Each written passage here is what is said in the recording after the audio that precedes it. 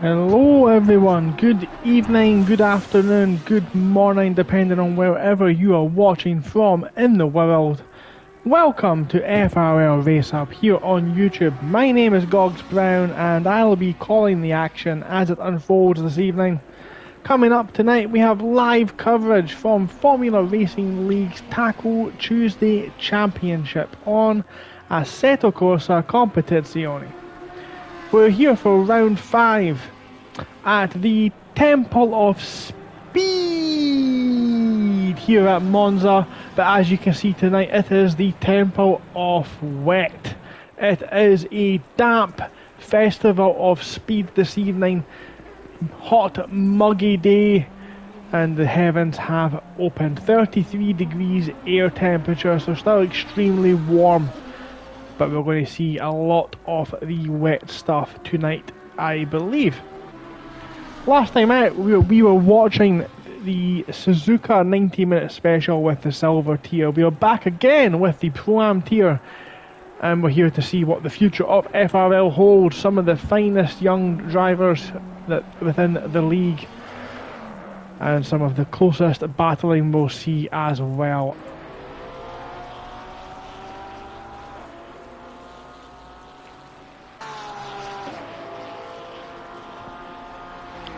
So let's have a little look then tonight at what we can expect. So we're currently in the final 10 minutes of free practice. The drivers just getting used to the wet conditions. We'll have a 15-minute qualifying session which will set the grid for the race, and then we'll have a 70-minute race.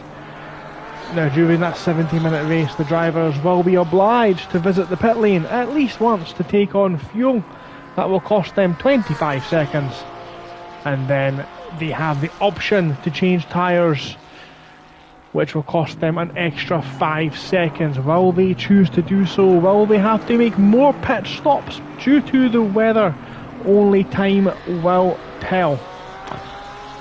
Quick look at the championship then. So as it stands just now, Daniel Starklov is leading with 118 points. Jochen Vereth in P2 on 117 points, and the man who's currently P2 on the standings just now on the left, Rustam Gaznyanov, is third on 115 points. The driver we're looking at just now, Mendonca, is currently 4th place, down on 109. Any of these guys can potentially still take the championship. Alexei Adrianov on 108, Owen Harris 104, Yannick Gerlein 102, Nuteza on 99. Big incident there through a scary for Mendonca. Luckily it's just practice. Speaking of Harris, we've got the man going straight on there testing the Alonso line. We've got Nicky in the chat there cheering on Wheats. Wheats. I believe that's Randy in the white BMW, the 113 car this evening. His first foray out into a monsoon condition.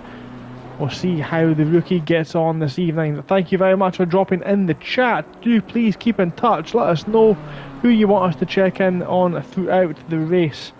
Only currently 18 drivers in the server just now. We are expecting 24. So hopefully maybe some drivers will just pop in over the next coming minutes as we continue the build up this evening. So some drivers that we've maybe not seen as much of this season, but we do expect them to be very fast. We've got Matthew Dunn. Is he out on track just now? He is indeed.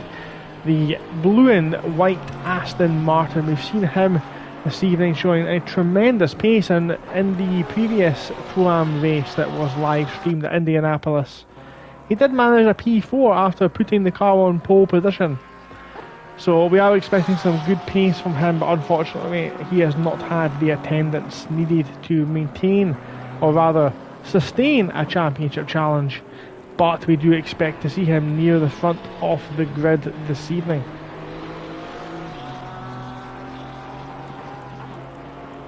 Steve-O in chat there cheering on the man of the moment we're looking at just now as well. Again, thank you very much for joining us this evening. We are looking at a Grello Porsche in the background there. That's Omarov playing discus in the background, coming out off a Scary. And he's decided that he is done for his practice. Now we've got Simon Williams leaving the pit lane there in the 04 Aston Martin. He's got Wheats going past him on the start-finish straight. Of course, we'll have one of the most treacherous starts to any sim race.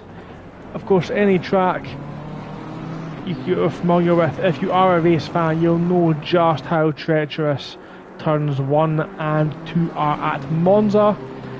We're going to sprinkle in just a little bit of rain for that extra bit of spice. The spray as well is going to be a very treacherous start indeed. Hello Christopher Gedman in the chat, thank you for joining us. I believe you have another race going on as well. That is correct. Taco Tuesday operates on 3 tiers. We do have the Pro tier and the Silver tier also competing at the exact same time. We've had the Silvers twice this evening. This is the second time we've had the AM class drivers, and of course later on we're going to see the Pro drivers back for the finale at the Hungaroring next week. So currently we have got Gregory Wood leading the way for a 1:54.0. I believe these times were done at a much drier time of the day. It is now a proper downpour. We have got rain battering down onto the track, making it treacherous. There is a slightly drier line, but you can see just how wet it is offline there. So these times I believe were done earlier on, but we've got Wood in P1, Guzyanov in second place within a tenth of a second, Mendonca in P3, Adrianov 4th, Glynn 5th, Natesa 6th, Harris 7th, Dunn 8th, Clark 9th, Mendes making his return in P10 after 2 weeks on holiday. Welcome back. We've got Williams, who we're looking at just now, in P11, Paul Trotman in P12, Jochen Verith P13, Laputov making his return as well in P14, Wheats in 15th, Omarov 16th, who we've seen having issues with his Grello Porsche in the background, coming out of a Scary earlier on. Didsbury in P17, Lee Cabro in the Bentley has joined the field in P18, and Starkov has graced us with his presence to continue his fight for the Pro-Am Taco Tuesday Championship. So 3 minutes remain. The weather is not getting any drier. We're on board here with Omarov through a Scary corner. This is going to be one of the trickiest corners this evening. It's pretty treacherous in the dry. Now normally what the drivers would do. Thanks Chris, I appreciate the good wishes. I hope I do have a magnificent session tonight as well, as I hope you do, and all the guys in Pro and Silver tiers this evening. So we're on board with Omarov, and as I was saying before I interrupted myself, normally in Monza you would just lower the rear wing as much as possible, give yourself as little downforce and as drag as possible to maximise your straight line speed on the straights, and then deal with it through the corners. However, with this wetter surface, the drivers might want to crank up the downforce, increase the grip to give them maximum traction in these acceleration zones and the slightly faster corners. Or will they just go all out, all hell for leather, and let the car stay nice and light? This is turn 4. Is there not one of the overtaking opportunities this evening? We've got a big curb on the inside and on the inside of turn 5 as well. Very easily to launch the car in the air. So that'll be a key point for this evening. This is the Lesmo 1 and 2 section now. And this is where, they're the corners you need the downforce for. The ones that really do require the grip and a test of driver skill. Adrianov still out there with 1 minute 13 to go in the Bentley.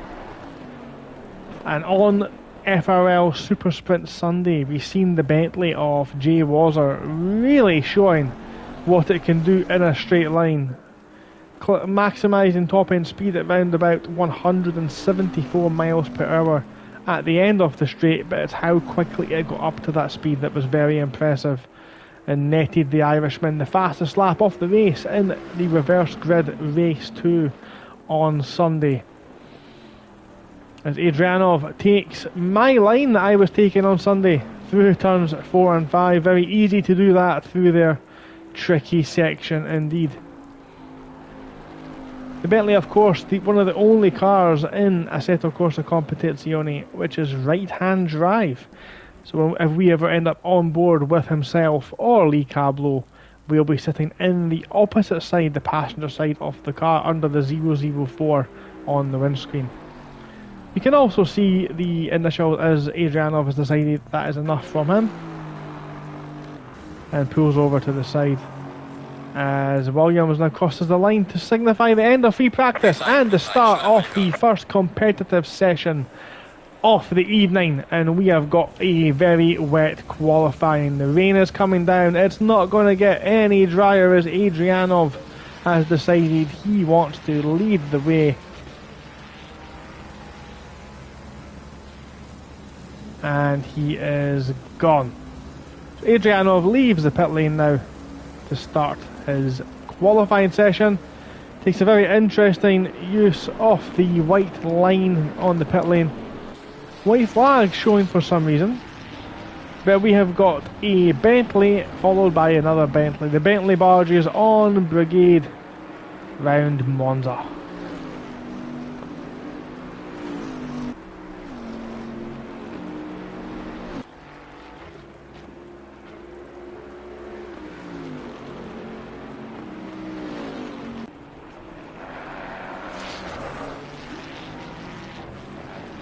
Adrianov once again bounces over that inside curb. So it's going to be very tricky this evening. The drivers with the qualifying setups, they tend to be run a little bit more loose. We've got somebody in front of Adrianov there actually. That's car number 13, Guzhinov. So excuse me, easy for me to say, Guzhinov has managed to get himself out in front of Adrianov. Maybe that's when he just drifted off circuit there. But it is indeed going to be Guzhinov who is going to get the first lap in. Wood's out there in the Barbell Motorsport Lamborghini now as well. I think almost everyone has left the pit lane to get us underway.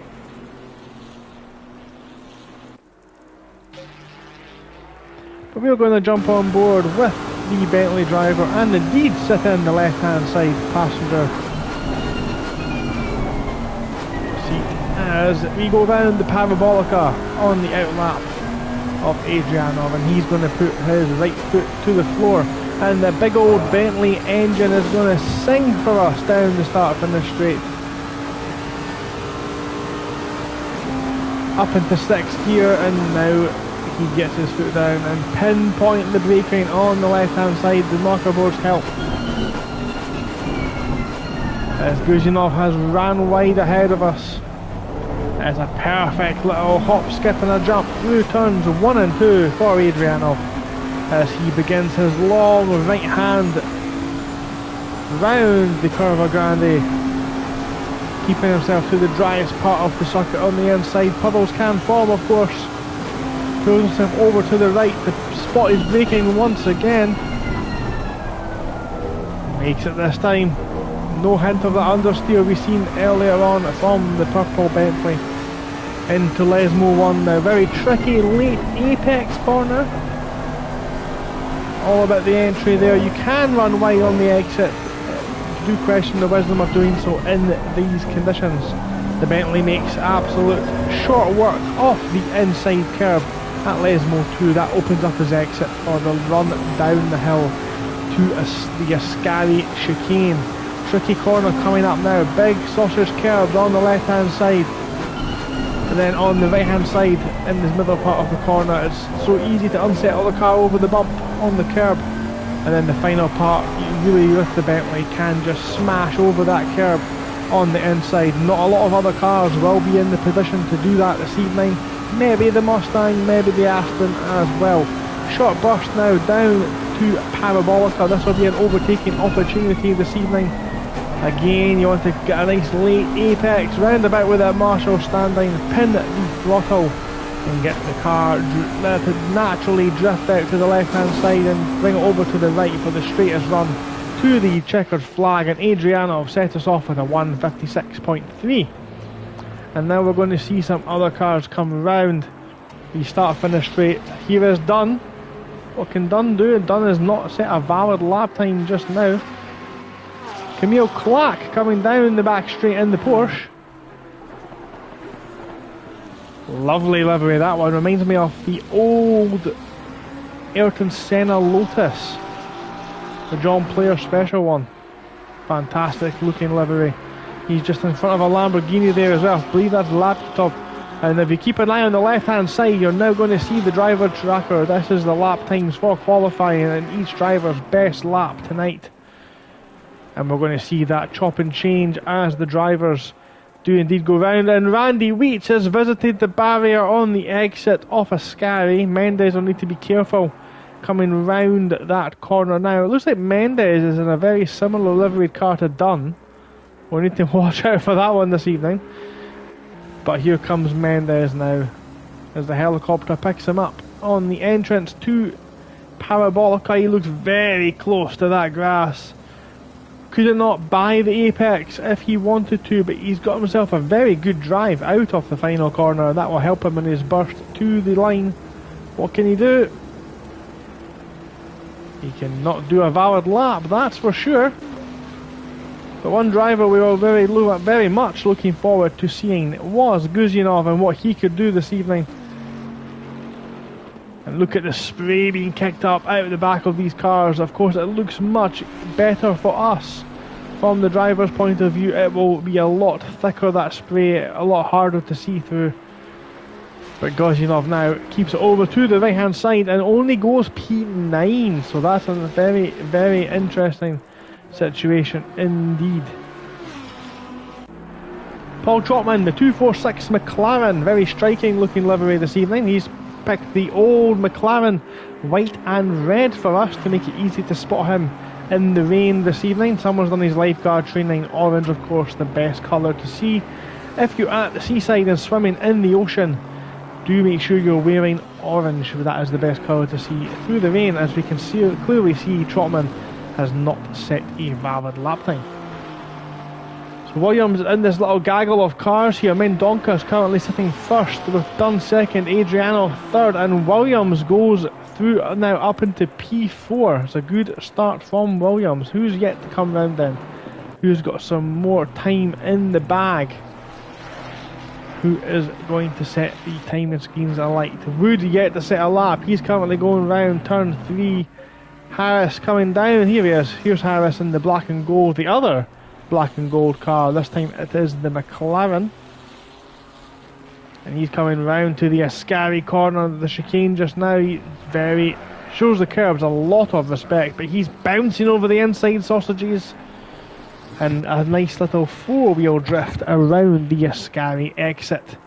He's onto the back straight now, and he'll just have that right foot pinned to the floor, bringing it over to the left-hand side. There he goes. Windscreen wipers working overtime tonight. The rain is some of the heaviest I've seen all season long. We've got a yellow flag out for Williams in between Lesmo 1 and 2.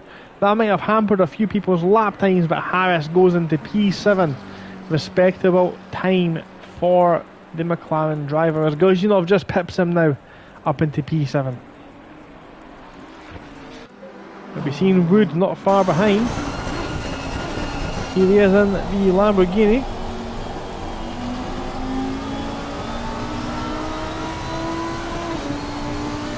I will never get tired of that Lamborghini's engine note.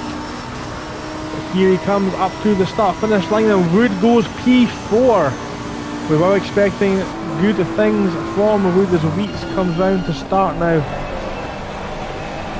His valid lap. Now here is Jochen Vereth, one of the championship contenders in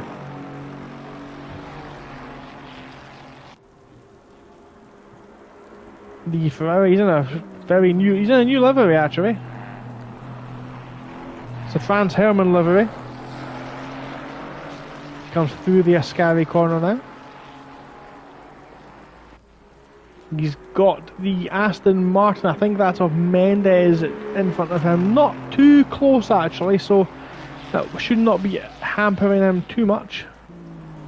Leaves a lot of space on the way into the Parabolica.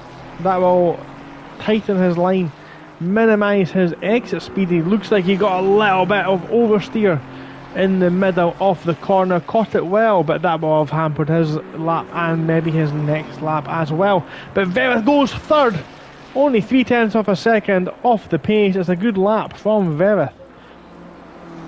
Now the 1, 2, 3 car off. It's Starklov.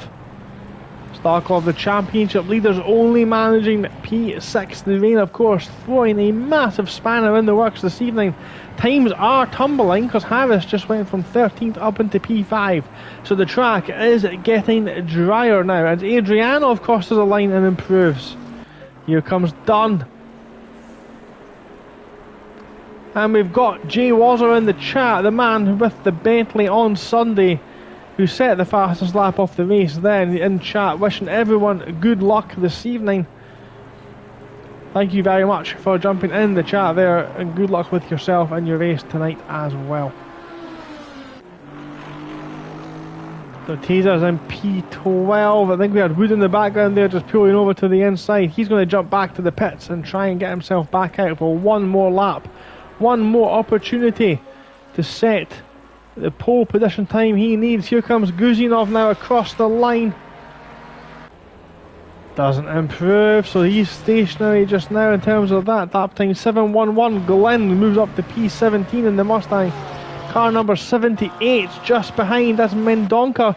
Can Mendonca improve? He does. He takes the provisional pole position by 13 milliseconds. Incredibly close action here tonight.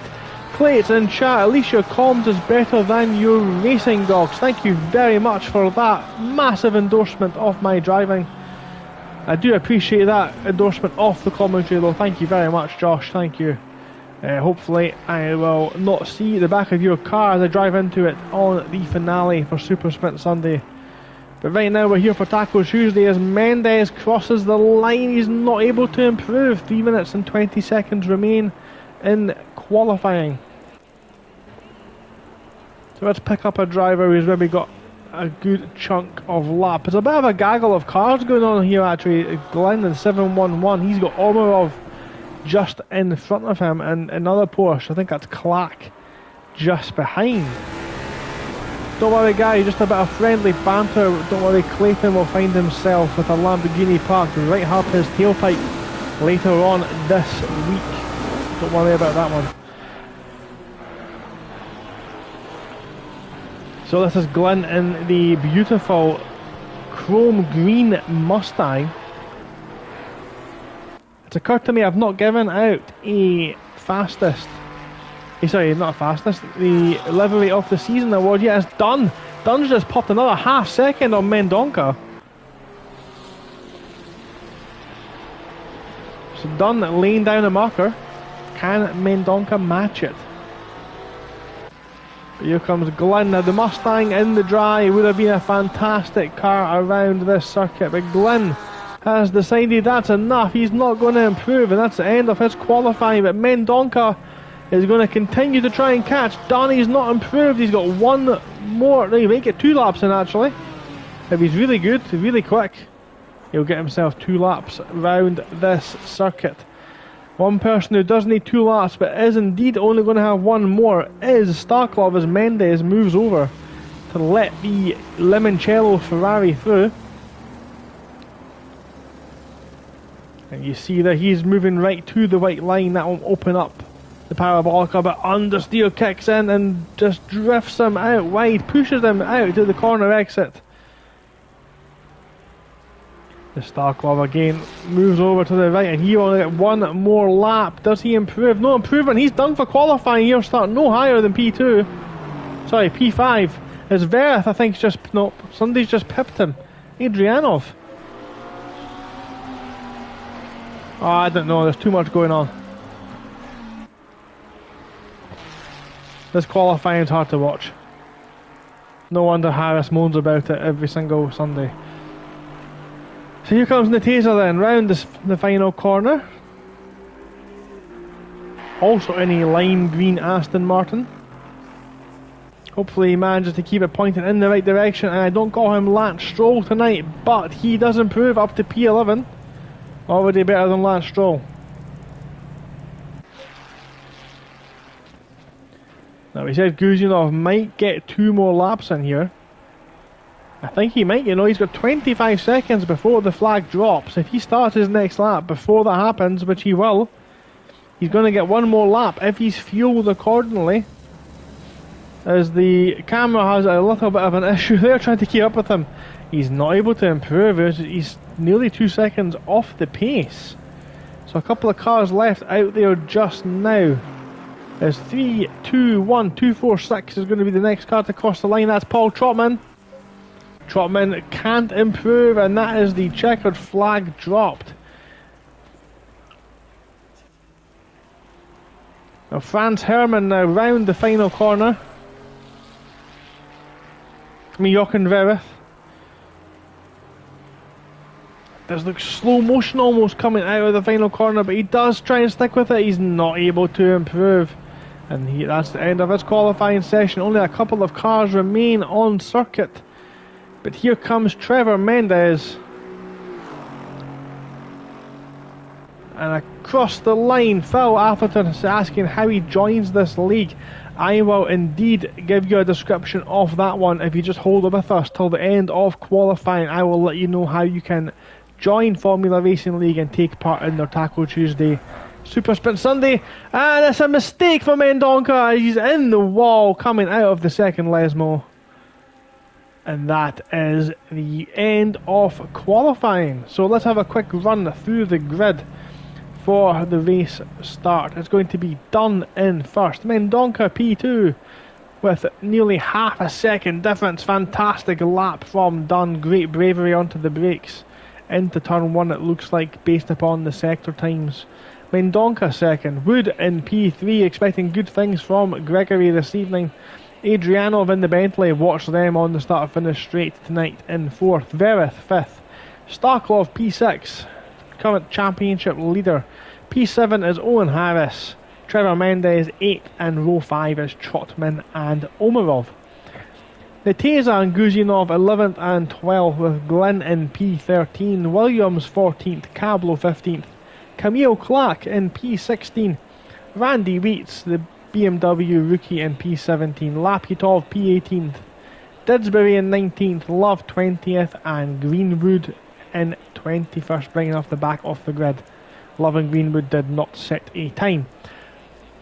So, I believe we've had a query in the YouTube chat there asking how you joined Formula Racing League.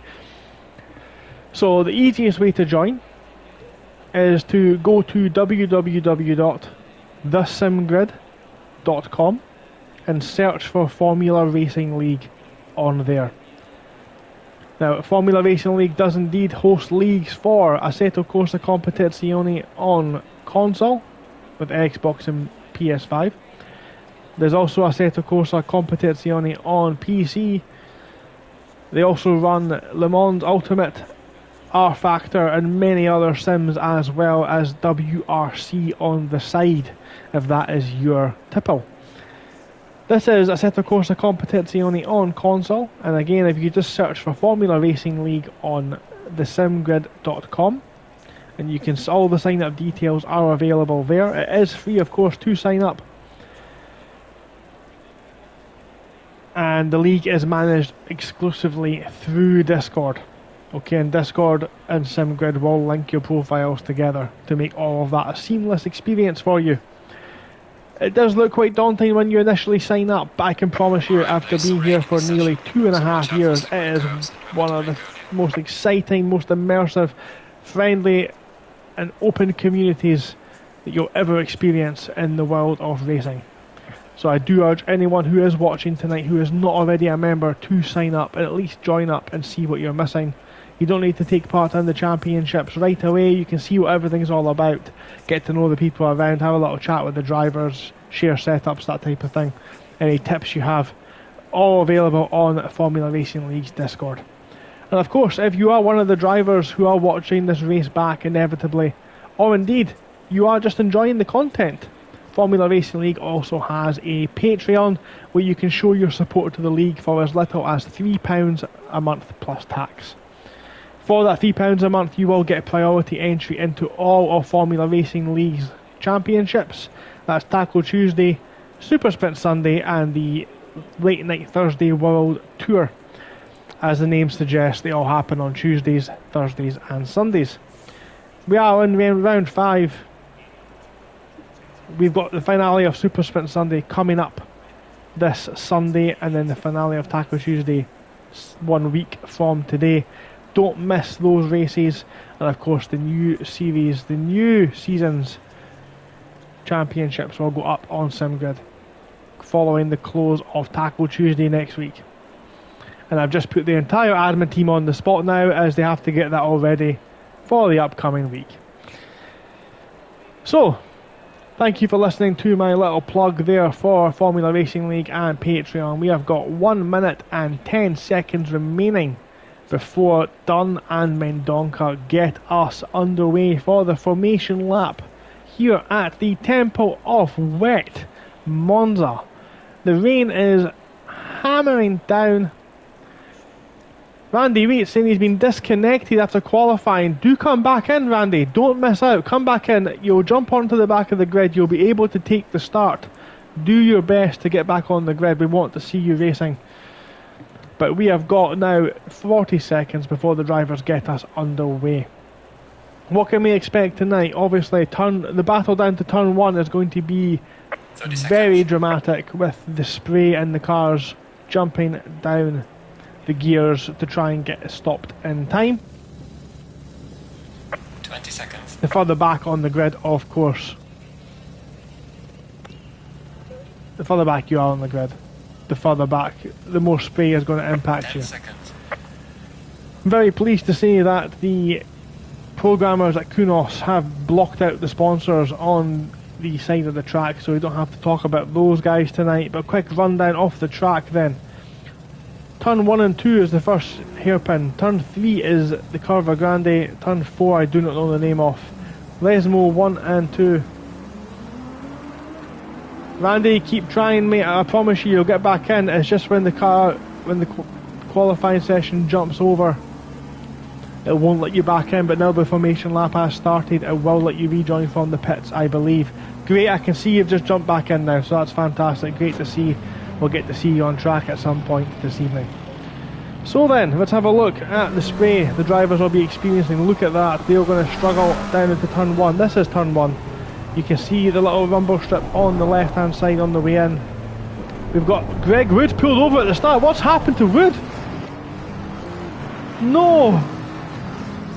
It was looking so good. He's got moving now, but he's going to have to get a move on and avoid that wall and make sure he gets up to where he needs to be so he doesn't get ported to the back of the grid. Emergency in the Lamborghini for Greg Wood. So drama already for some of the drivers. This is Curva Grande. It's going to normally be flat out in the dry in this torrential, typical Scottish rain. It might be a different conversation that we have.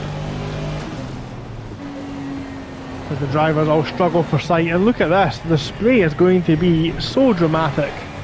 So this is turn 4, quick left, right, hop, skip and a jump over the curbs. Don't take too much of the curb, the orange sausages will send you bouncing into the dirt. Coming up ahead, we've got the Lesmo 1 corner, again late apex. We'll set you up nicely around here. Oh! Car facing the wrong way there. That's Harris spinning on the formation lap as well. Taking lessons in WRC from myself last Sunday. So here's Didsbury then. Didsbury will show us Lesmo 2.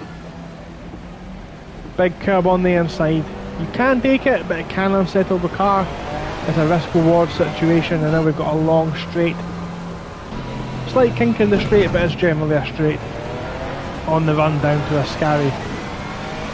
Now you can overtake at the Ascari chicane, however it's not one that normally lends itself to a key overtaking opportunity. As Wood there says, he's not signed back into his own streaming account and was not able to get his live stream underway. So that's what happened to him at the start. Glenn's going to show us the Ascari chicane. The sausages on the left and the right can unsettle the car, and you can smash this inside curb on the final part to maximise your speed down the long back straight. Now the drivers are going to fall into formation and double up, and you're going to see it now on your screen as Dunn gets the field bunched up together. Wheats is in the pits, as is Wood. He was not able to catch back up in time. He'll start up from the pit lane. The pressure being relieved from the Sunday commentator. But will he be able to... Oh! A car in the wall. That's Didsbury. That's Greenwood. We've seen Greenwood do that at Indianapolis as well. On the formation lap. Just being caught out by the cars bunching together, and of course the spray not helping the situation. So we come round the Parabolica now. We have got only a couple of seconds before round 5 gets underway here at Monza, the temple of speed. But just like life, it's like spaghetti. It's hard until you make it, and now it's wet as well. And that's obviously going to make things a lot harder for the drivers here as we await the green flag to get us underway. Green light. And we are green, green, green. That's a tremendous start from the Aston Martin of Dunn. He's pulled away. Adrianov now pulls up behind the Bentley. Speed moving up together. He needs to back out of that one and need to be careful of the cars on the right hand side, the left hand side of your screen now as they go over the grass. The Mustang bouncing over there on the brakes relatively cautiously into turn 1. A little bit of bumper action is to be expected, but they've all got round relatively cleanly. Oh, we've got a car spun. That is the Mustang of Glenn. We've seen Glenn just dab the dirt on the way into turn 1. We've got Verith sideways. It's a tremendous start from Omarov as well. He's alongside the Aston Martin of Mendes, it looks like. He's on the inside for turn 4 as the cars close up behind.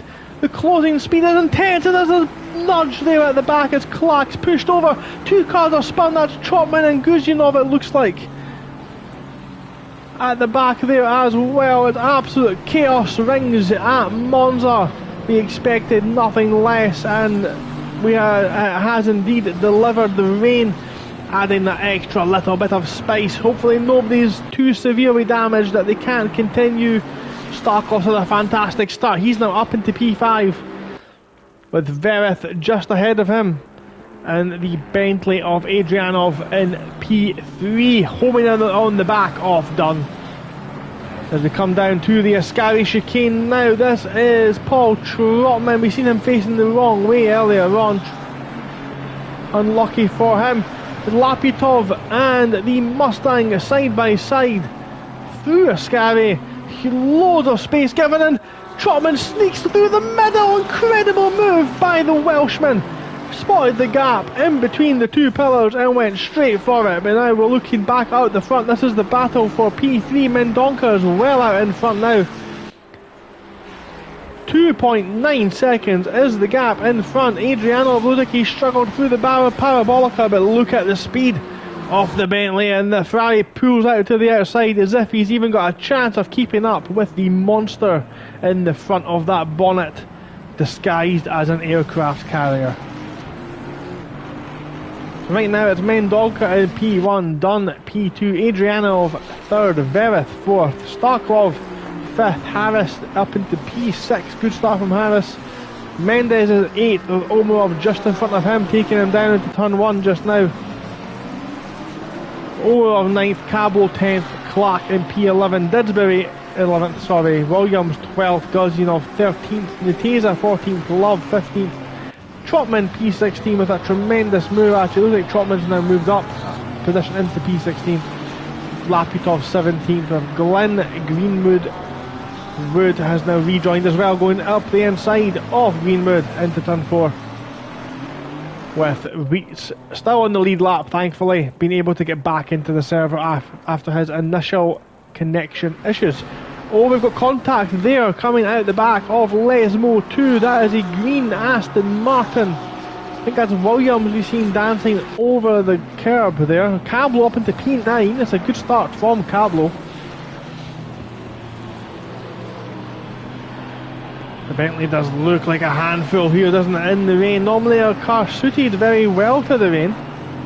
Doesn't suffer from understeer like a lot of other cars do, but we've got a little bit of action just behind us. Didsbury and Guzhinov. Guzhinov aquaplaning over the wetter side of the track. Needs to be very careful if he's going to be doing that. He's weaving all over the place. That's just trying to keep the car in a straight line. Now he's going to have the drier line. He's going to get the traction through the parabolica. It's clear for all to see. And Guzhinov moves up a position and ready to attack Lee Cablo.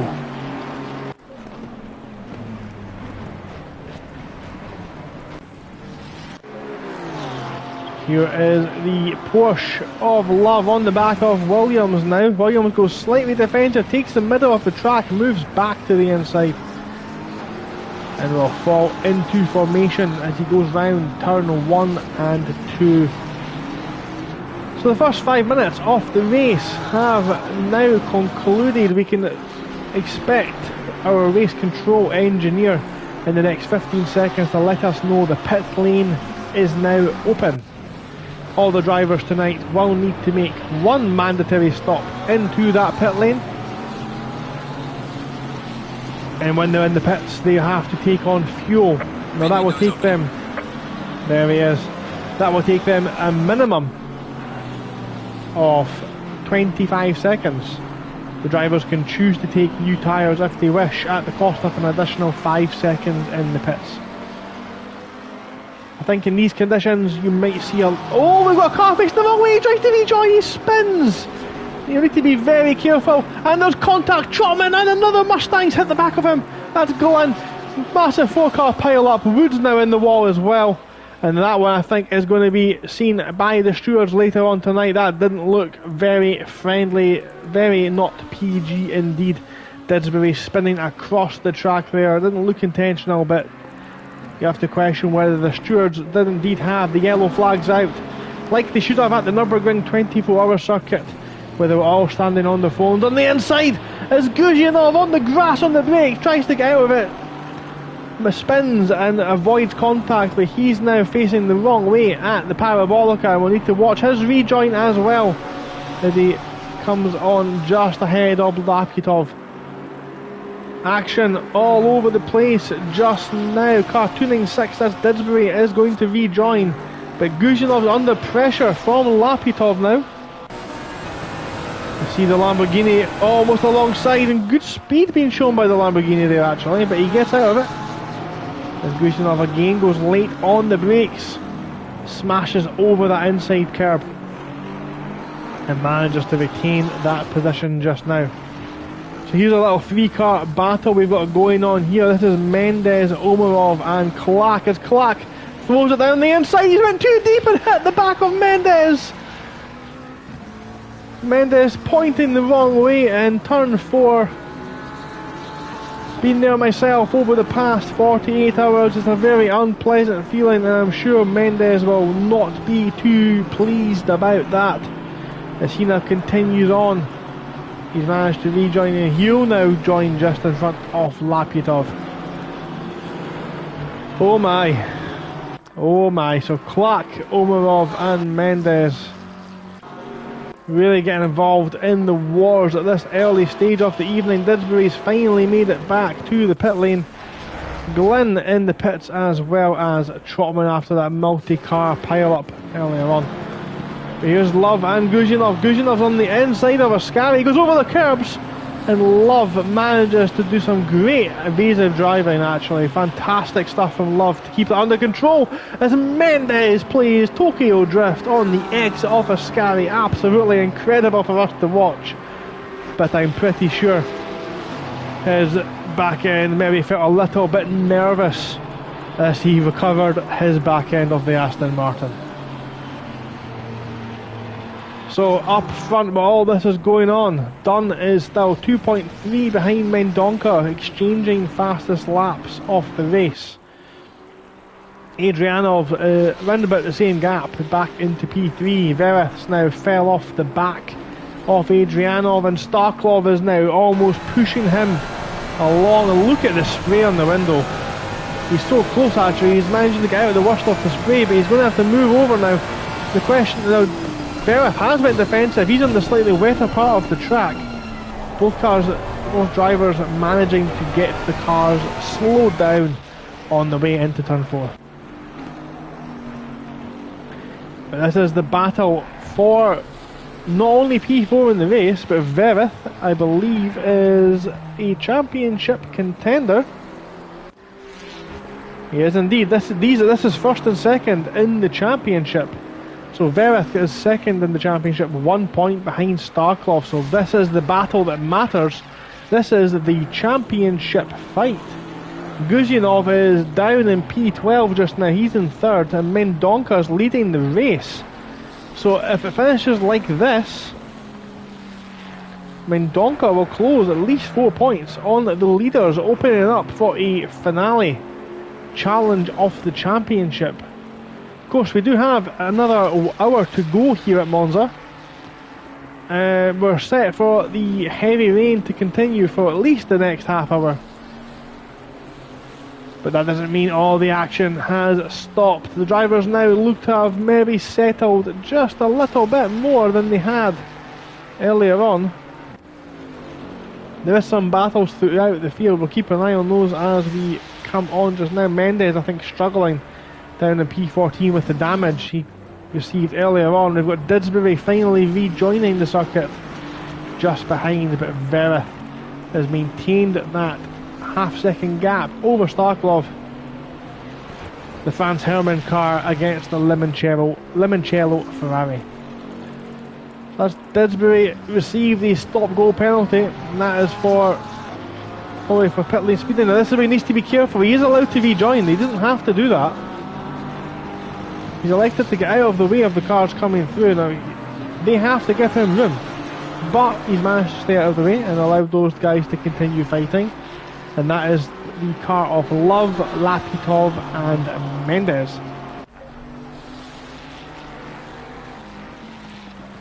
As we see Vereth very riskily using all of the curbs on the outside of the circuit.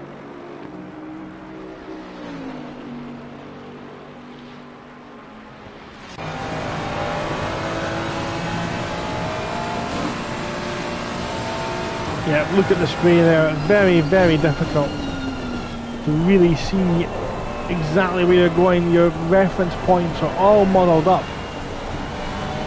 It's hard enough when someone removes the brake board by accident, but when the spray is there, there's absolutely no references for you whatsoever.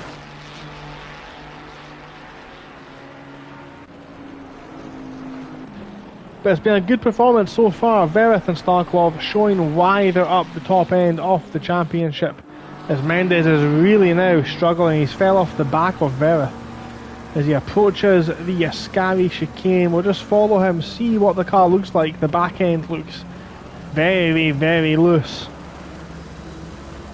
The TC will be turned up dramatically. He doesn't want to go in the pits just now. He does want to try and eke the car out a little bit longer, but he needs to be careful because he's going to just continue to fall further and further back.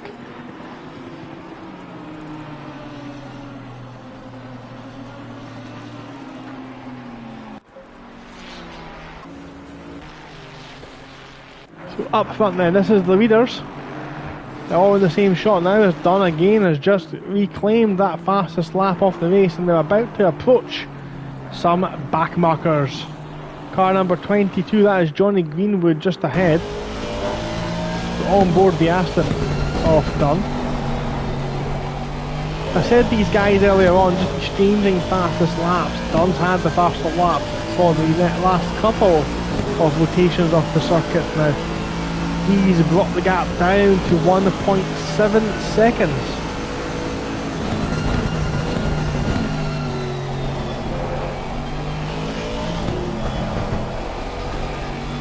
It does look treacherous down here tonight. Dunn maximises his exit almost to an extreme level. Let's give a shout out actually to Omarov right now, P6 in the Grello Porsche. He's had a fantastic start to the race, especially after being nudged into turn 4. So Omarov running very well there, P6. If you listen carefully, you can actually hear the car hit puddles in certain parts of the track. We're not going to hear it now, obviously, because the camera's now changed. As Didsbury has caused Dunn to run wider. He's not meant that, of course. He's just been caught in a very unfortunate situation. And that's going to open that gap a little bit as that Aston Martin bounces heavily. What did he hit there? Was it one of the barriers on the track? But Didsbury, of course, is lapped as he allows Dunn through now. That seems relatively cleaner that time. Very unfortunate where Dunn caught him there. Not a lot more could be... I don't want to say it. Not a lot more could be done. Here's Mendes. He's caught up with Lapitov. Regained control of his car and composure. Throws it down the inside of turn 1. And Mendes gets his Aston Martin ahead of Lapitov for the start of his 8th lap.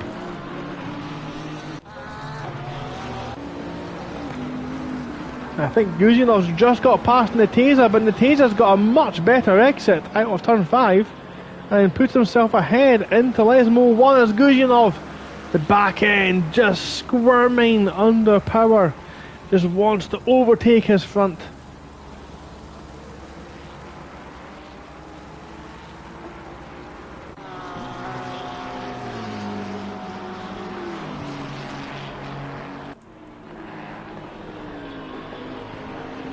Nateza holding the place just now. So here he is, here's Omarov. He's had a fantastic start to the race. He's up into P6 now. He did start 10th on the grid, so he's just kept his nose out of trouble. There was a small brief incident where he might have been in trouble, but managed to continue in the position after the incident with Clark.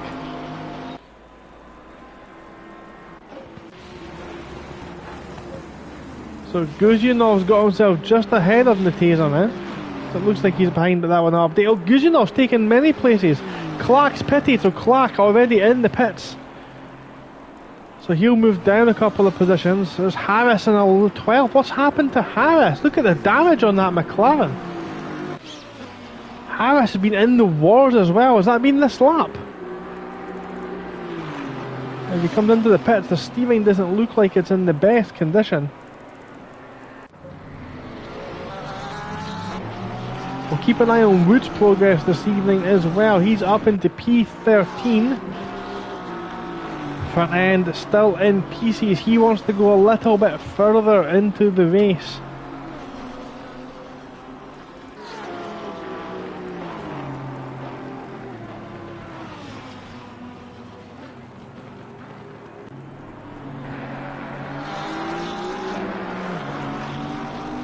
He'll be quite frustrated this evening. Technical issues with his streaming of his race on the formation lap. Put him into an area off the grid which he probably wasn't expecting to start in, which put him in the danger zone, and he was just collected in a multi-car collision. It really wasn't much of his fault, at least not from where I'm sitting anyway, but he will be more disappointed than a penguin with a fish allergy this evening.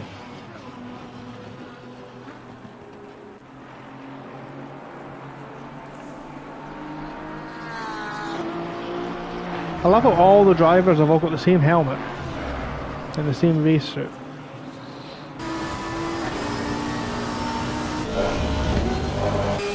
Yeah, they're all in the red race suit, aren't they? I think there'd be a way to customise that, wouldn't you? Anyway, here we are. We've got 50 odd minutes remaining. Up front, Mendonca leads Dunn by 2.1 seconds, with Adrianov about 5 seconds behind those guys. Now just beginning to get left in the background. Verith has pulled out again away from Starkloff. The gap now 2 seconds. They've got a wild Grant Didsbury in the middle of those two. That is of course our championship battle this evening. Omarov is running very well in P6, with Lee Cablo running extremely well as well in the P7. Guzinov's now up into P8. He is third in line for that championship. Remember, the race leader Mendonca is currently fourth as well, so if things finish like this, the gap will only be 4 points maximum between the top three going into the finale at the Hungaroring in Budapest next week. Luteza in P9, Love in 10th, Williams 11th, Rood 12th, Mendes P13, Lapitov 14th, and Vandy Weets, who had connection issues as well, managed to rejoin and get on the lead lap. He's running 15th just now. Camille Clark is the first of the drivers to have pitted this evening. He was running just behind Cablo in P8 before he pitted. Then we've got Greenwood and Harris, Trotman and Didsbury have also all pitted as well this evening. So the track is still very warm, meaning the drivers will be able to keep heat in those wet tyres quite easily. And if the rain were to stop, the track would dry very quickly as well. But absolutely no signs of mercy from the rain gods this evening, as they seem to have condemned the Temple of Speed into a fishbowl of motorsport. The gap out front now 1.8 seconds between first and second. Both drivers of course still to pit, but now there's not any lapped cars between them and Camille Clark. So everyone who has not had an incident, everyone who has had an incident has now been lapped by the leaders. And they have a lot of empty track to try and battle each other now, as Mendonca and Dunn still trade fastest laps with each other.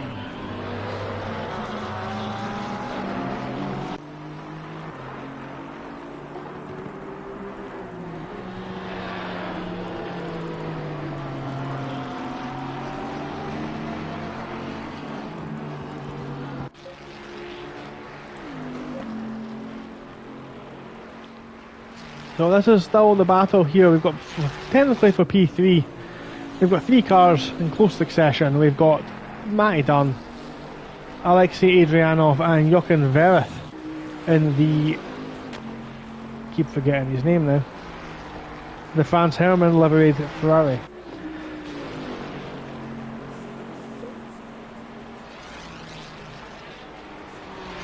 Of course, Monza, it's so strategic as well. Like, once you get within someone's slipstream, it becomes so easy to follow them, and where you catch the lapped traffic can really impact your race and your sort of flow through the circuit. We do have a lapped car just in front of this just now. That's the 999. My apologies, take that back. That's a 296 of Paul Trotman, who we've seen involved in an accident after this tremendous but I'm not going to be funny, that overtake from Trotman through the two cars on the exit of Ascari is something incredible. As Verith has heard that I'm getting bored waiting for some action and has decided to smash off that inside curb to bring Starkloff back within his contention. An absolute showman at heart, and he desperately wants to get himself some more screen time. So he just thinks, I know, I'll smash into the sausage curb and bring Starkloff back into shot, so we can get a lovely little wheel ring shot coming down the back straight into Ascari. And he's so greatly obliged.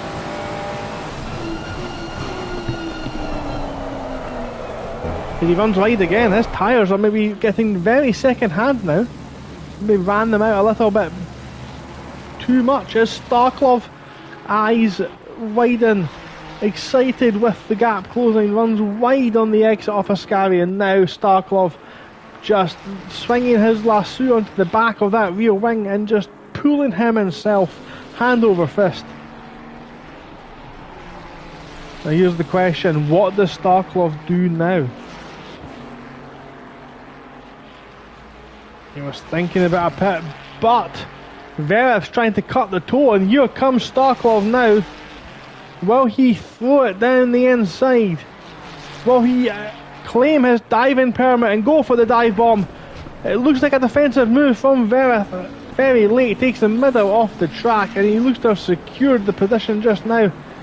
But here comes Starklov now on the exit. It's not over yet. These two are not blinking. It's a showdown for the ages. They come round Curva Grande side by side in the pouring rain. Look at the Ferrari, it's struggling, the yellow Ferrari sideways. And now they're sent off the circuit again, taken by Vereth. And there's slight contact on the way in, and that's going to send. And he's had to go wide. The move nearly happened. Little bit of contact. Vereth squeezing Starklov to the middle of the track, as of course he is entitled to do. It is a risky move, but in that situation, it was Starklov who came off worse. But this is incredible. It's an absolute showdown. Taco Tuesday Season 18 Pro-Am Championship, first and second, battling hard for P4 on circuit tonight, and neither of them are blinking. This is going to end up as to be one of the greatest battles we've seen on Formula Racing League, or it's going to end in tears for one of them.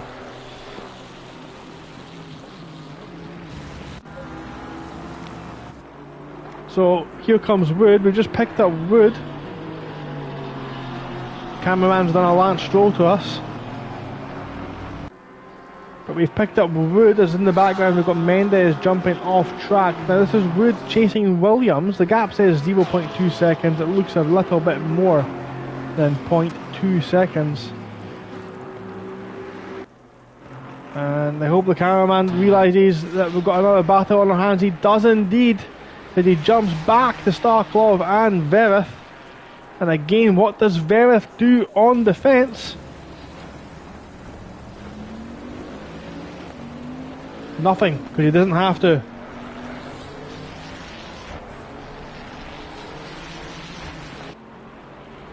At least not just now, but it's not over yet. Look at the debris in the background there, all over the exit of turn 1 and 2.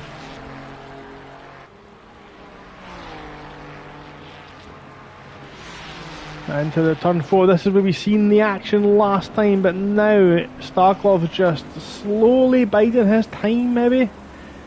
Vereth looks like the tyres might be just giving out. Maybe he's pushed a little bit too hard in the early stages of this. What is essentially an endurance race, and you see him again, another mistake, ran wide. He's going to have to go defensive into Lesmo too. Now that's going to compromise him, but Starklov misses the apex. And that was his opportunity, you have to say, but we do now have a blue flagged car just ahead with a lapped traffic. And will that begin to play havoc with this battle? We're now on board with the Limoncello Ferrari. We can see the back end of Vereth struggling to put the power down. Another drift on the exit of Ascari while Starklov is completely planted. The rain playing havoc, and we can hear the car aquaplaning, skimming over the rainwater. Treacherous at that point. You're just a passenger, of course. That means Starklov does indeed have to lift off, and that puts him out of position coming round the parabolica. But once again, Vereth does not have the best exit, and now we've got the blue flag car in the way. We say in the way, they're allowed to be there. What happens next will remain to be seen. And that slipstream given by the lapping traffic might have just saved Vereth's backside. Starklov would be a very brave man to try and throw it down the inside there. Wood has now got past Love, but a missed apex from Vereth has opened the door once again for Starklov. And now they go side by side through turn 3 once more. Here we go, take 2. As a helicopter picks them up on the exit of Curva Grande. This time they're not quite alongside, and Starklov not able to make that dive down the inside again. And once more we see Vereth go very defensive, in very expertly almost moving the yellow Ferrari onto the curb on the exit. They go side by side round the outside. Starklov goes, space left by both drivers. They're still side by side through both Lesmos. This is incredible stuff. They still go side by side. There's a little bit of contact between the two, but nothing major, as they can honestly fit about one slice of paper between the two of them. It looks like Starklov's got a better straight line speed. Is Starklov going to make the stick down the inside of Ascari? Later on the brakes goes Vereth. It's absolutely intense here. The battle for the lead of the championship is once again Vereth four-wheel drift round Ascari. If you're still with us, I know there's other action throughout the field, but how can you take your eyes off these two dicing on the edge of disaster? And Starklov throws it down the outside. He's much later on the brakes. He's going to be compromised on exit, but Vereth gets oversteer. And through goes Starklov, completes the move and moves up into P4. Now Starklov begins the arduous task of having to defend the counter-attack from Vereth, because now, as Wood has rejoined from the pit lane, now we see Vereth down the inside. He's got himself alongside. Starklov turns in, Wood goes straight on, completely having to get out of it, nearly taking out the leaders as the Alonso line is obliterated by Greg Wood. And Starklov retains that position, and I now get a chance to finally breathe and give your ears a rest. 40 minutes remain here at Monza in the arduous, soaking wet conditions, as the pressure may have just got into Vereth, and now Starklov just stretching his legs up in P4, and he has got a monumental task now of chasing down Adrianov if he wants to end up on the podium. While all this has gone on, let's try and recap what else has happened. Wood has made his pit stop. He's now behind Clark by about a sector. Harris and Wood are separated by the length of the back straight after making their pit stops as well. Dunn is now 1.3 seconds behind Mendonca. That gap looks smaller than 1.3 as Mendonca dives into the pit lane, and I'm going to get ready to stop the stopwatch.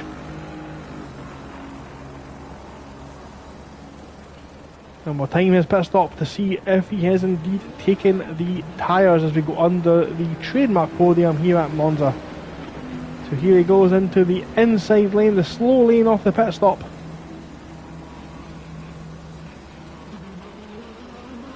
Slows down and the stopwatch on, and the car's up. So timer is now started, so we'll keep an eye on Mendonca just now on his pit stop. This is Neteza. He's stuck to the back of Guzhinov, to his credit, driving very well in these conditions tonight. Car 92, that loves moving very slowly. He had an issue at Ascari. Look at the bumper, it's flapping about there. It looks like Krusty the Clown with the tongue sticking out. He is going to have a very bad handling Porsche unless he's jumping into the pits on this lap, as Steven looks like he's in trouble as well. Hopefully he gets it slowed down in time. Mendonca has rejoined 46 seconds from... I completely forgot about checking on his time, so we don't know what he has indeed done. Complete waste of our time doing that, but he has rejoined behind the Aston Martin of Trevor Mendes, who's yet to stop. It looked like he was maybe struggling with some rear downforce after taking a big shot to the back. Of course, no windscreen wiper on Mendonca's car, which is a sign he's not using the cockpit view.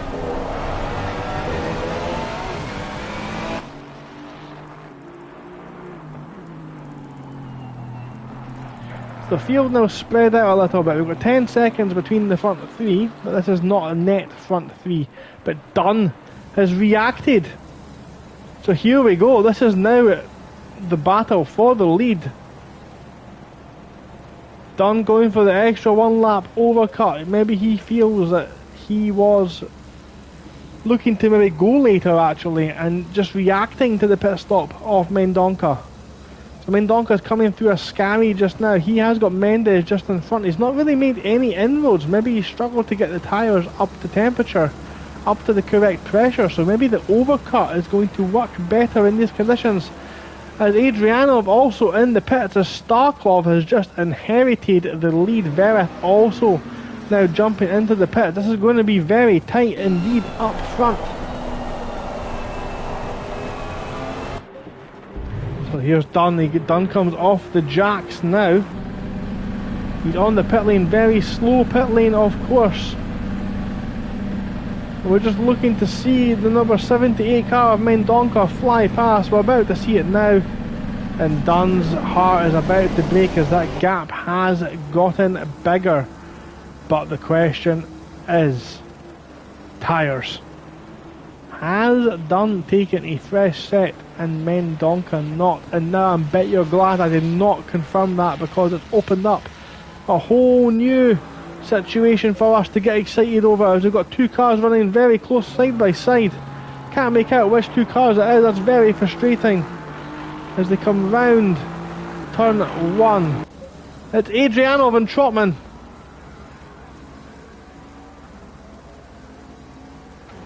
And Vereth is now just behind the car of Randy Wheats. Mendes not in the pits for his pit stop as well.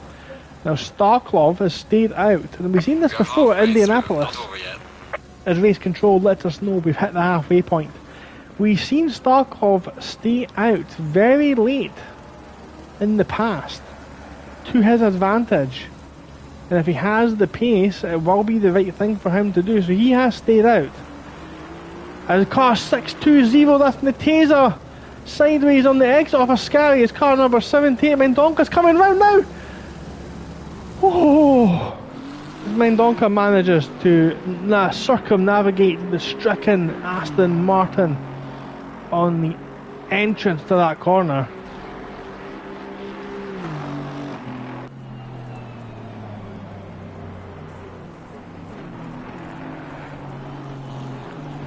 Now Peter have lost the Mustang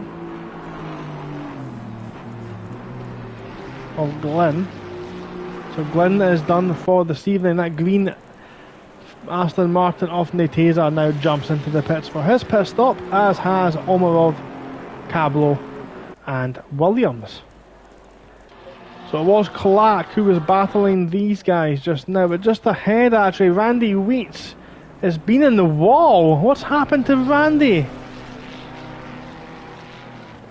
The back end looks to be struggling as Vereth just goes through. But Clark was battling with Omarov, so let's see what happens between those two.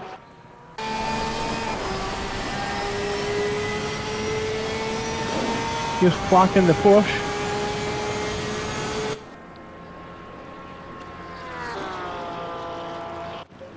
It looks like Omarov has managed to get out ahead of these two, and I think that was Mendes just ahead. No, it wasn't. Mendes is still battling with Lapitov, as Lapitov's found a way through, and Wood now just beginning to join the back of this little pack.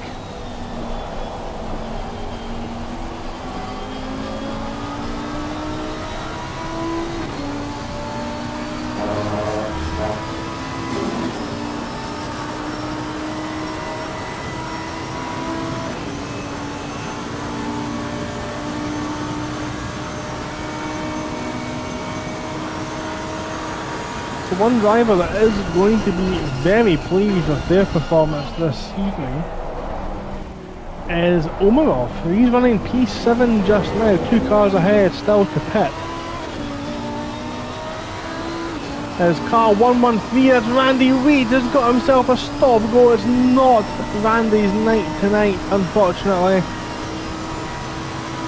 It's all gone downhill for him.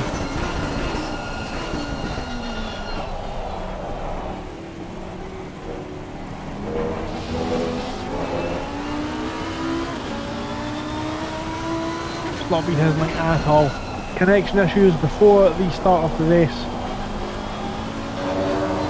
And now compiled with a stop-go penalty for speeding in the pit lane. So right now we're watching Wood, who had very good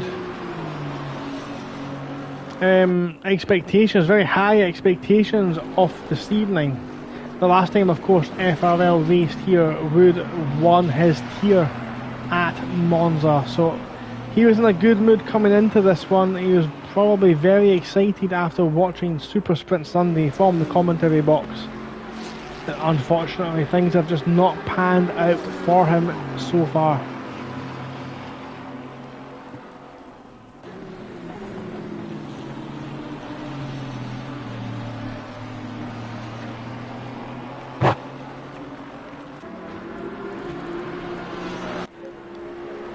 So here comes Starklov now into the pit lane. So he was fighting with Verith, who is currently going round Lesmo 1, so he's quite a way past. I think he was running a little bit wide there as well, as there's Omarov in the background who's done fantastic, and there's debris all over the circuit. Someone's been off at the exit of Lesmo 1. So Adrianov and Verith both fighting hard with Starklov.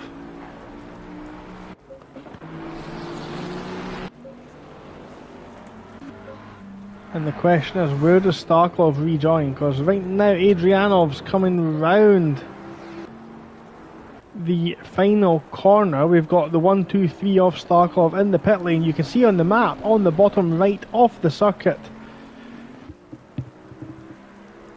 Starklov is leaving the pit lane now. Adrianov coming round. So Adrianov, I think, is going to take that position, and Starklov's going to be very far behind Verith. Sorry, very far ahead of Verith. And Starklov looks to have made some inroads on the Prink Bentley.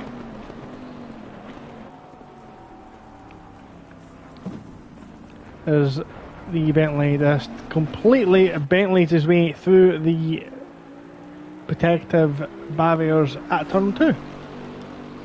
Just Bentley things. Here's a good little battle going on here then. So we've got Mendes tucked in behind Wood. He's going to get a great exit. Here we go, we're side by side. The camera's not having the best of times. It's having the worst of times, but here goes Mendes on the racing line. Wood on the inside. And Mendes is going to try and swing it round the outside. Not a car for being able to carry speed through the braking the Aston Martin. And Wood uses the agility of the Lamborghini, its amazing front end, to sweep round the inside, and now he's got a run on Lapitov. He's almost on the back. Lamborghini versus Lamborghini. It's a snail race down to turn 1. But on the brakes, almost unmatched throughout the field. They both brake at approximately the same time. Mendes just came steaming in there very late. Gets it slowed down somehow, and nearly pushes Lapitov through the apex of 2. Mendes carries on well. So here's a situation that's unfolded. Butezza's yet to pit, but running in P2, and he splits Mendonca and Dunn. But he is entitled to battle whoever he sees fit in this situation. He doesn't have to play second fiddle just because he's not pitted. It's still a legitimate position. And of course anything can happen. We now look like we're unfortunately forecast for rain for the rest of the race, and looking at the back end of Mendonca, you do have to question, is he on the same set of wet tyres? We've seen this last week at Suzuka. The pit strategy might be coming into play again in the dying moments of the race. This is incredible stuff. This is it's so interesting. We've got these converging strategies all coming together for the lead of the race.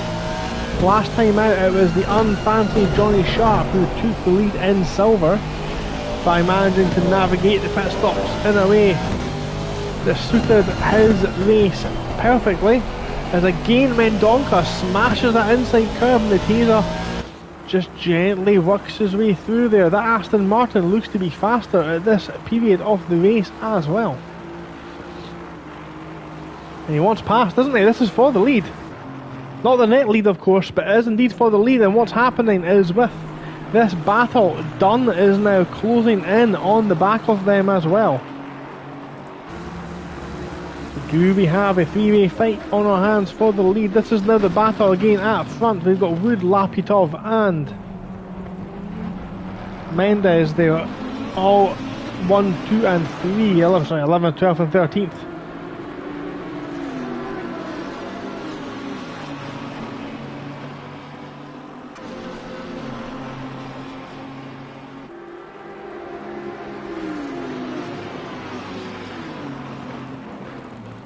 And up front again, here goes the Taser. He's got the straight line speed. He's made the move before the braking zone. Now this is dangerous, as Mendonca's pulled in right behind him. And he's went straight on the Taser. Oh, he's going to have to give that back. And will he then yield? He does. You know, he's let Dunn go through. Now Dunn joins the back of that battle. There's not a big gap now, maybe 6/7 of a second between them. This is the battle for the lead. It's on!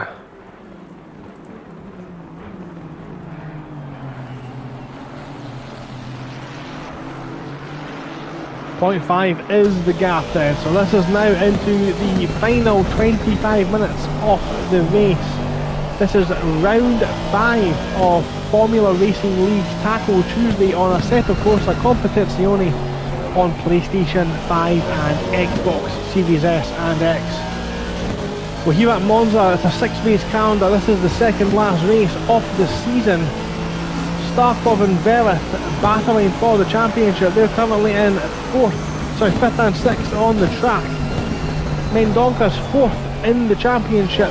Dunn is way down in P15 after not being able to attend all the races. No doubt in my mind he would have been up there as well, with Gruzhinov, who's currently 3rd in the championship, down in P9. The rain here at Monza has completely thrown the script upside down. It's a script flip. But the battle up front between Mendonca and Dunn has been incredible. This is the battle we wanted to see at Indianapolis back in live round 3 when they qualified 1st and 2nd as well. And unfortunately, due to other circumstances, we were robbed on that day. But now we've got the Aston Martin straight line grunt looking for the move. He moves back to the racing line. Mendonca moved inside, then back onto the racing line as he's allowed to do so. He's allowed to move back to the racing line after making his one move. So very astute defending from the Ferrari driver. But is that the end? Because the straight line speed again of the Aston, but the racing line gradually takes you over to a defensive position into turn 4. And no. Well, I hope Dunn's able to continue after that and he doesn't just quit, because he's done fantastic so far. We would hate to see that be the end of it, and he's still on for a very good position. He's only going to rejoin in P5. Hopefully he's not got too much damage and he can see that through to the end, but that was not something we like to see in Formula Racing League. We'll let the stewards carry out the process to investigate that one, because that was not sim racing at its very best. But hopefully Dunn has the strength of character to continue and see us through to the end and pick up some good points tonight, because he deserves it.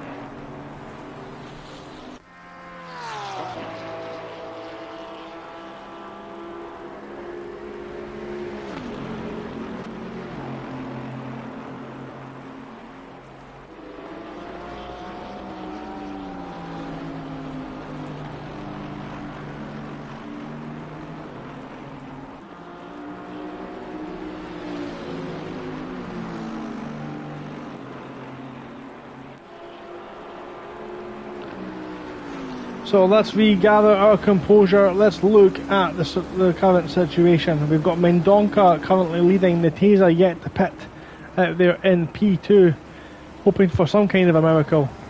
Adrianov running in third place. We've got Dunn just behind him in fourth, Starkov in fifth, Verith in P6, Omarov running very well tonight in P7. He's got a car just in front of him. That looks like Camille Kalak has just got past him.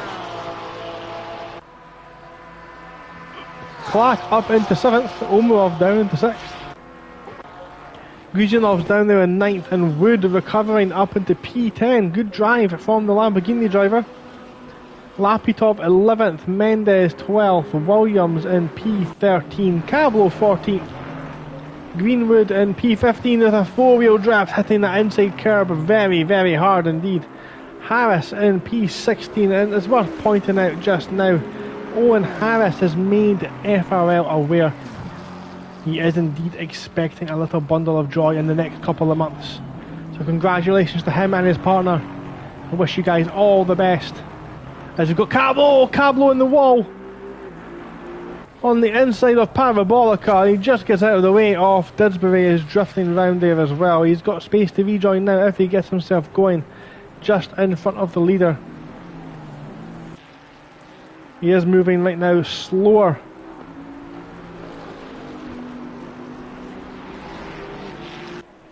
than Internet Explorer, but he's got himself moving now, thankfully. It won't cause any hindrance to the leader as he comes through.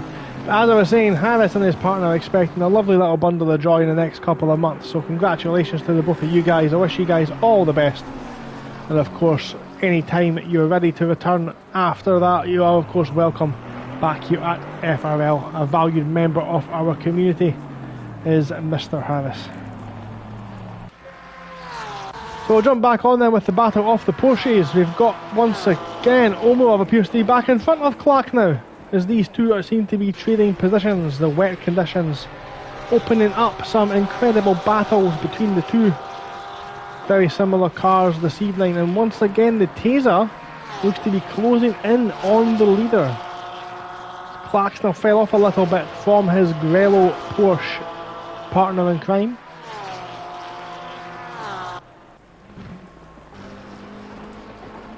Car 296, that is Paul Trotman. It's not Paul Trotman, that's 246. 296 is Grant Didsbury. He's off again on the exit of Lesmo too. He's got some cars coming through now. He needs to be careful. Love in the Porsche. And here comes Adrianov, and Dunn is done sideways on Lesmo too. He might be suffering for some damage after that contact earlier on. Blue flags being waved, and Didsbury very professionally and very efficiently removes himself from that situation.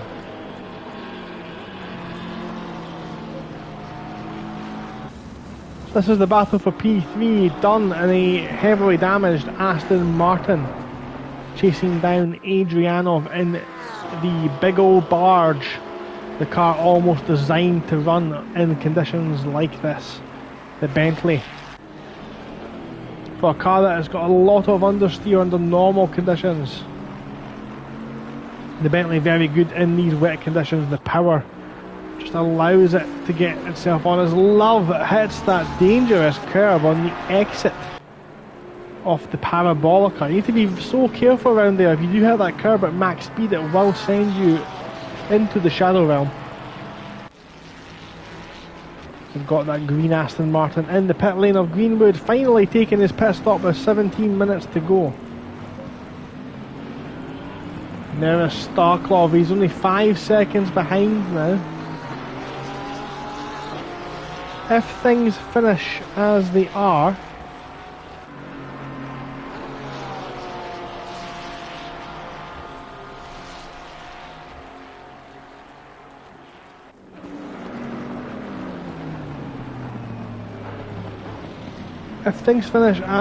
I believe it will be Starklov, Verith, Mendonca and Gruzinov all separated by 6 points going in to the final race. Of course it's not over yet, and I think now Neteza has indeed pitted as he goes to rejoin now. He's currently, looks like he's rejoining in front of Wood. Wood's coming down the start finish straight now, there he is. He's going to see that green Aston just rejoin in front of him. And that will be his target for the remainder of the evening. Good recovery actually from Wood. It's disappointing. I would like to have seen what he would have done this evening, starting from P3. He did look quick tonight.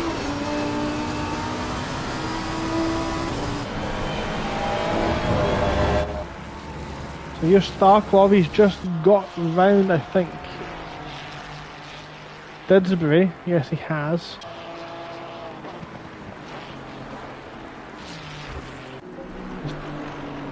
Dunn doesn't seem to have the pace to catch Adrianov up front there. The damage maybe just a little bit too much. Gap is 2 seconds as the gap back to Starklov. It's 5 seconds, so he's moving away from Starklov.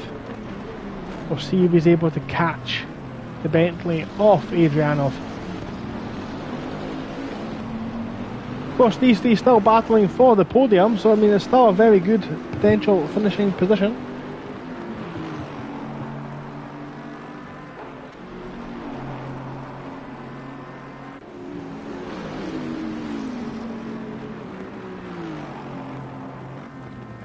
Oh no! Cablo spins just in front of Dunn, and that's sent Dunn into the barrier at turn 4 once again, and oh no! Dunn's race has gone from bad to worse. Starklov has managed to get around that situation. Where is Lee Cablo? He's now back to the pit lane. He's out of the way, at least. Obviously, he's parked in a very dangerous position for the drivers coming round. Curva Grande completely blind to the situation, but that will not help Dunn's race or indeed his mood tonight, as he's now got a very heavily damaged front end of that Aston Martin. And he will indeed be very disappointed with how things have gone tonight. He's now bouncing over the grass, oh no! And Starklov coming round. That's scary. Now we've got a car off again, that's Harris! Harris facing the wrong way on the exit off Ascari. So many things now just beginning to go wrong in the dying embers off the race as Starklov takes P3.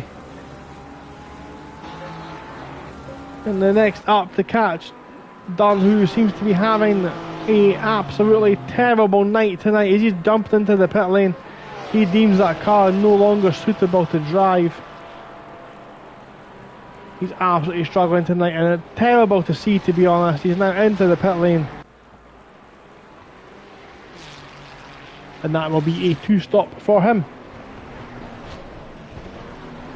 But that will promote Vereth up into P4 and Guzyanov up into P5. Omarov and Clark still seem to be giving each other a little bit of a hard time, keeping each other honest for 7th and 8th.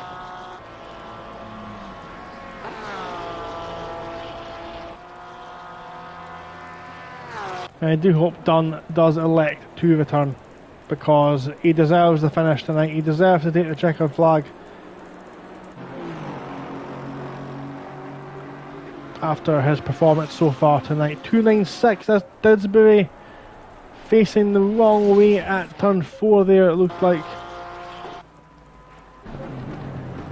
The Taser goes past, there goes Wood to take P9 as well. Now he's only 4 seconds behind the Taser, so once again we'll keep a little eye on that battle as well. Lapitov up into P11 as well. Good race, good clean race from Dmitry Lapitov in the Lamborghini. He's done well tonight.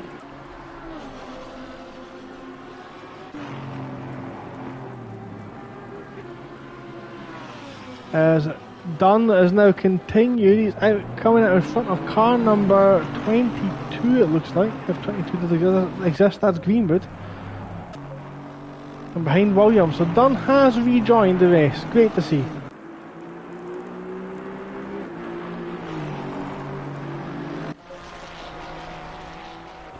There's Vereth playing hard and loose with the track limits on the exit of Parabolica.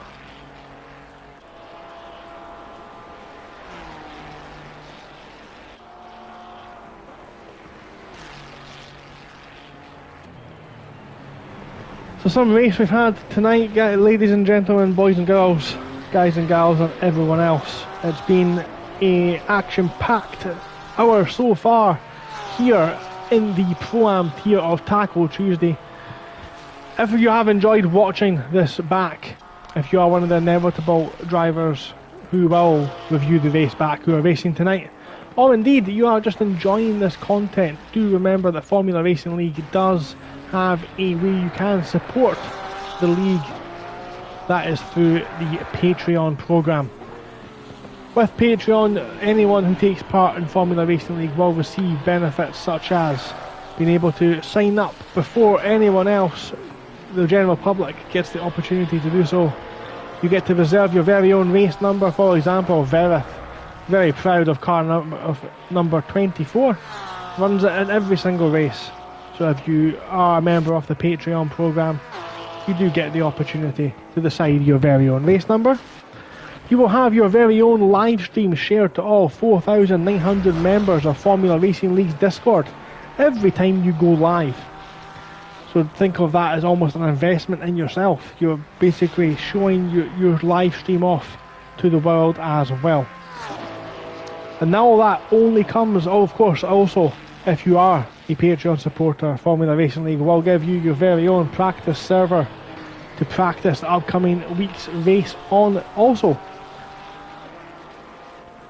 So the Patreon program does start at up to £3 per month plus tax, and if you think about it, that's less than a coffee costs from your normal, everyone's favourite North American coffee chain. Pour yourself an instant cup of coffee, save yourself the money, and donate to your league instead, which will further enrich your experience. Of course, the servers that these races run on, they do cost money. All the admins and stewards do all this off their own time. They do not receive any of the funds that come in. All the funds do go back into the league. There is expenses associated with running on SimGrid, with live broadcasts and commentary such as this one you're listening to just now. So do have a think about it. If you are enjoying this, if you're enjoying taking part in the Formula Racing League in any of their races, it is something that does not go amiss. It's very well appreciated, and we absolutely do not take anyone who does currently support for granted. It is very much an essential part of making Formula Racing League sim racing at its very best, and in return we'll do the best to make everyone else here feel invincible. Now, we're into the final 10 minutes of the race. Everyone has completed the mandatory pit stops required. Jochen Verith is playing Tokyo Drift, it looks like, round the circuit, as we've just watched him really struggle for most of this lap. Once again, here we go, Clark and the Taser. The Taser's on very fresh tyres, and Clark is clacked the barrier somewhere around the circuit, because the front end of that Porsche looks like it's striking a rather fancy new update, but it is actually some damage, so he's going to be struggling with that car. He's fell off the back of Omarov now by 8 seconds, and the Taser on his brand new fresh tyres are looking very, very racy indeed. As they come down, they run into Ascari. The Taser's got the inside line. He's going to get the car stopped. Does he run wide? He's able to complete the move down the inside of Ascari, and that is the Taser up into P7. His overcut with the grip working well, and next up the road for him is Omarov, who is several seconds away. I'll be surprised if he's able to make that one work. However, Greg Wood on the recovery, driving angry tonight in his Barwell Motorsport Lamborghini, is next up to make that move. You have to say, given his pace at this point, Clark might be a sitting duck here. Once again we come on board the Lamborghini. It's such a nice sound, listen to it.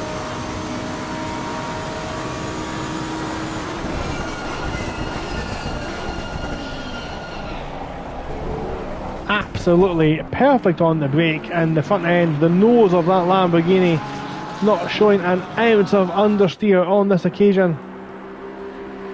He's in the toe now off the Porsche. Will the Porsche go defensive here? As he gets very close, does the Lamborghini. Now the Porsche does go defensive. And we've seen this situation on the outside as the Porsche doesn't turn in to Wood. Wood goes deep and gets the car stopped in time, parks it on the apex. Means Clark has to get out off the throttle. And that's a completed move for Wood. He's up into P8 now, and again you have to think, without all those incidents at the start, he might be 20 seconds, 30 seconds down the road battling with Guzhinov, potentially with Verith as well. For that battle, what's happened up front? We've missed it. Oh no! Adrianov has managed to get ahead of Mendonca. We've seen Mendonca struggling a little bit earlier on as well. So Adrianov now holds that position at the front of the track, and Starkov closing in on Mendonca now.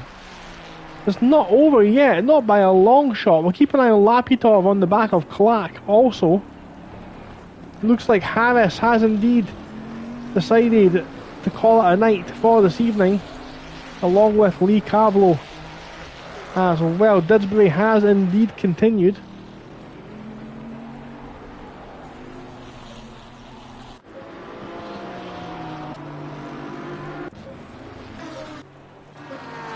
Yep, so those two are now away indeed, and it is Mendonca who's now got Starkov in the final 5 minutes of the race. There's Williams in the pits now. What's happened to Williams? I think Williams maybe hit the wall somewhere. It looks like he's got damage on the front of the Aston Martin. The gap now 3.9 between the leaders, and Starkov closing the second. 1 extra second Starkov has made. Final 5 minutes, Mendonca's in the wall! Mendonca's got a big chunk of oversteer on the exit of Ascari, puts him down to P3, and the championship leader Daniel Starkov moves up into the second spot on the podium and stretches his lead over Verith by 1 more point. And that will put him in a fantastic position going into the series finale at the Hungaroring. At this point next week, Starkov now up into P2. Adrianov leads him by 6 seconds as they've got the Aston Martin there off. I think that is Williams rejoining the circuit from the pits. Car number 36 off track just ahead. Who's that? It's car number 26. That's why I can't find it on the tracker. Dunn's off again. Oh no, Dunn has, honestly, I think he's going to have nightmares over turn 4 this evening. It's not been his night tonight at all. Mendonca's out, he's done. Mendonca's in the pits, he's deemed that car undrivable. Now here we go, we've got Wood now on the back of Neteza. We said we thought this one would be coming soon. It came a lot sooner than we thought. We're on board with the Lamborghini. Oh, they just changed to the back off the Aston Martin now. We can see the slipstream effect pulling the Lamborghini in. The Lamborghini, of course, famously slow on its straight line speed, but on the brakes, it's one of the best cars in Assetto Corsa Competizione. I wonder if Mendonca is also going to rejoin as well after being in the wall. But Adrianov is leading the race now with Starkov second, Verith up into P3 and Guzhinov in 4th. So Mendonca, after leading for most of the race and putting himself right back in the championship fight due to an error, has found himself no longer in that position. He's still in the pits. He's going to lap down now. And we're watching Wood. We've missed that situation there. Wood, the cameraman, not doing the best of jobs, but it finally catches up with Wood and Neteza for the final 2 minutes of this exhilarating race tonight. It's been drama packed all throughout. I'm sure the drivers racing tonight will definitely enjoy watching back. Again, if you are watching this and you're not a part of Formula Racing League, www.thesimgrid.com. You can sign up for Formula Racing League's races. We do have some fantastic off-season events coming up. 20th of July we have a multi-class challenge featuring GT4 cars, Porsche Cup cars and the BMW M2 single make series. Do check that one out if you're interested. And then we also have the Sprint Taco Tuesday format. We're testing out a double race with a sprint race 1 and a pit stop in race 2, and race 2 has a reverse grid from the race 1 results. It will be action packed, I am absolutely certain. So keep an eye out for those on thesimgrid.com. Follow Formula Racing League for details how to join. We're now in the second last lap. Wood is hounding Neteza for position, and up front as well now Vereth under extreme pressure for Guzyanov. Now this is vitally important. Guzyanov is third in the championship, only 2 points behind Vereth. Vereth is only 1 point behind Starklov. So the two now side by side, and there's contact again. We've seen that twice tonight. Cars moving out to the outside. Now that is not going to go down well. The stewards will have to go through the process with that one as well. That's not nice, but again, we need to make sure we understand the full circumstances, and I'm sure the stewards will do that later on tonight. Mendonca has not rejoined, so he looks like he's done for this evening. In the final embers of the race now, Adrianov leads the race, and you know what, we're going to show him some love. He's not been on screen tonight, he's kept his nose out of trouble, he has put his head down and driven like the wind. It's been reminiscent of Senna at Monaco 1988 in the rain, if Senna was much worse at driving. But it's still been a good performance nonetheless from Adrianov, as he's now found himself leading the race on the final lap in these horrendous conditions. He's got a 5-second gap to Starklov. He can ease off just a little bit. Guzyanov has ran the track limits. Now, I'm going to keep an eye on this very briefly, because I do have a concern.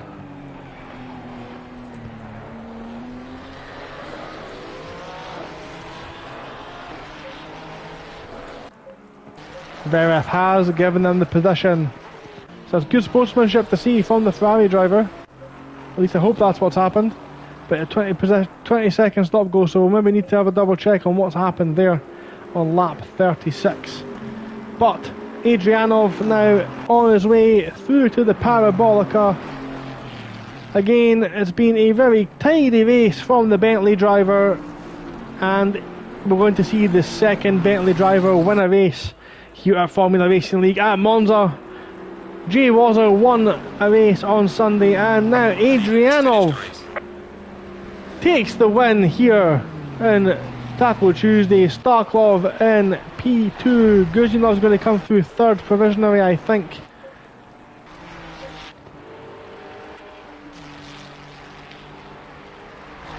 With Vereth in fourth. Williams has crossed the line now as well. Love's going to join, finish 15th, just ahead of this lot.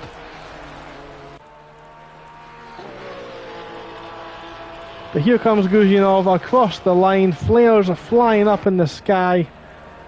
Guzyanov crosses the line. He's got himself another penalty there. 50-second penalty for Guzyanov. Vereth comes across in P4. Overall, fantastic drive from the Grello Porsche driver. He really does deserve this one. And across the line he comes. Neteza as well. Waited to the last moment to make his pit stop. And he's going to come through in 6th place. Wood driving angry tonight after some technical issues. Up into P7. Would have loved to have seen what he would have done. Pun definitely intended. Starting on P3. And Lapitov. Great performance from him. Great drive. Lovely to see him keep his nose clean tonight. Fantastic stuff. Trevor Mendez, after a big shunt earlier on, finishes P9 and done in the biggest injustice in the world. Is going to come home in P10.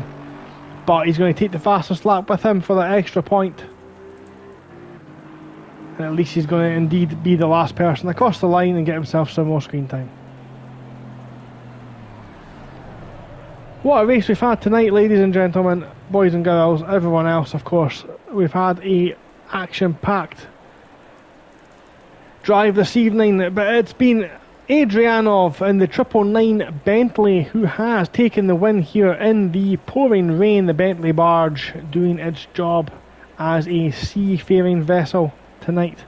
Starklov, great drive from 6th on the grid to 2nd.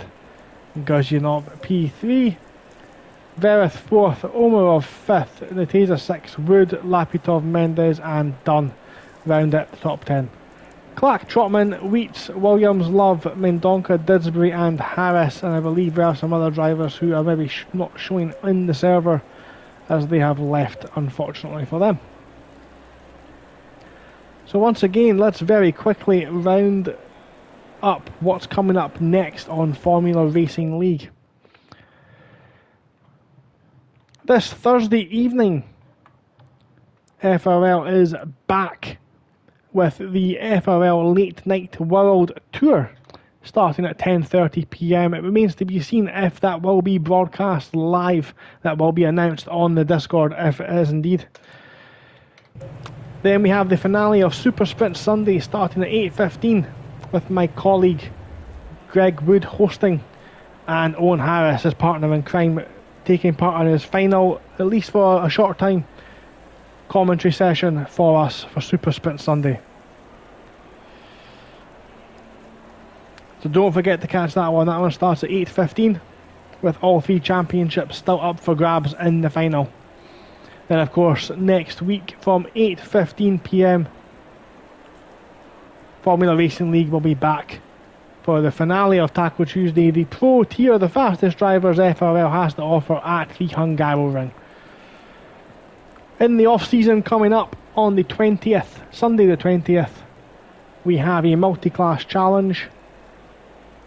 That will be Porsche Cup cars, GT4 cars and the fantastically fun BMW M2, all taken to the circuit at the same time, racing in different tiered racing.